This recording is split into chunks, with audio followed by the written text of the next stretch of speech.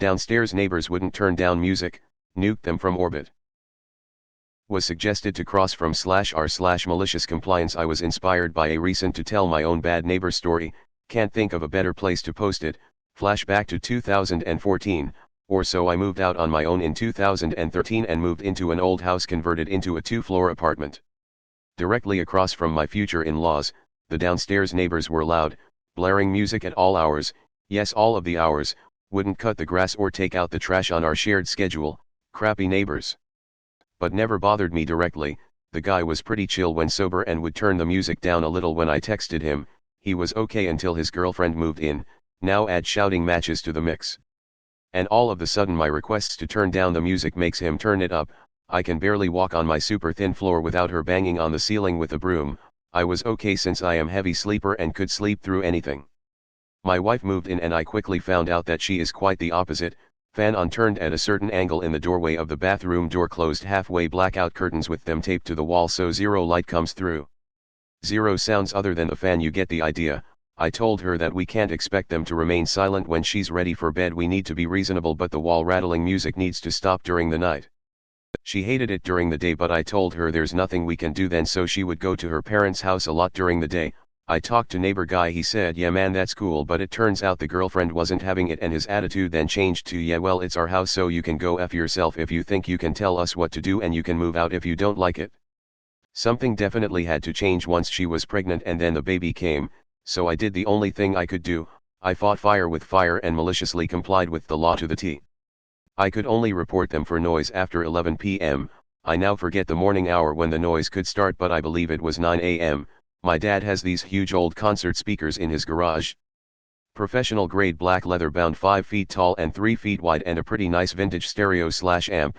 He has 2, but my apartment was so small I sadly only had room for 1. We replaced our coffee table with this thing. Laid face down onto our thin office carpet. Tired of his crap tunes, I tested this Geneva Convention breaking device when they weren't home. Holy cow, I had to take everything down from tables, counters and shelves because they would shake off. I prepared audio files to feed the stereo. I was giddy like a kid with a new Christmas toy. I turned it on when I left for work and got my wife up to send her to her parents. I came home from work and hung out at her parents until it was close to bedtime. They resisted for 3 days. On day 2 I found a pile of manure on my doorstep. But it didn't faze me. I cycled between sign/saw/square waves in clashing chords, marching music, Washington Post march on loop, preaching clips. They weren't just atheist but outspoken anti-Christian, so it was a must.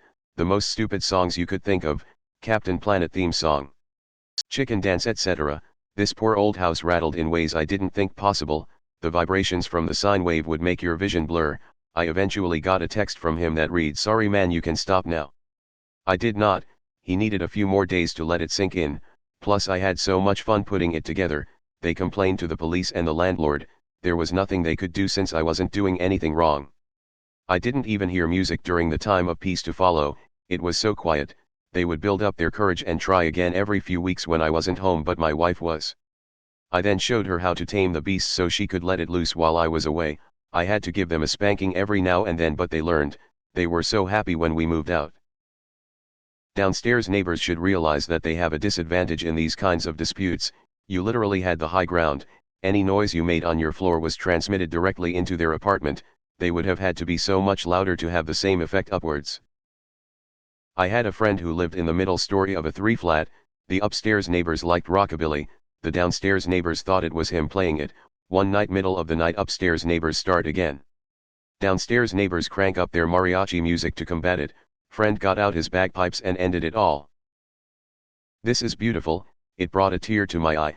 Thank you for being the neighbor we all need and they so rightfully deserved. Also, sorry man, you can stop now. Best text apology ever. So glad you didn't though. Reminds me of that guy who had upstairs neighbors who would clomp around all day and night like a pack of elephants, had similar speakers on stands facing upwards, then he took a mic, added a few seconds delay, and played back their noise to them.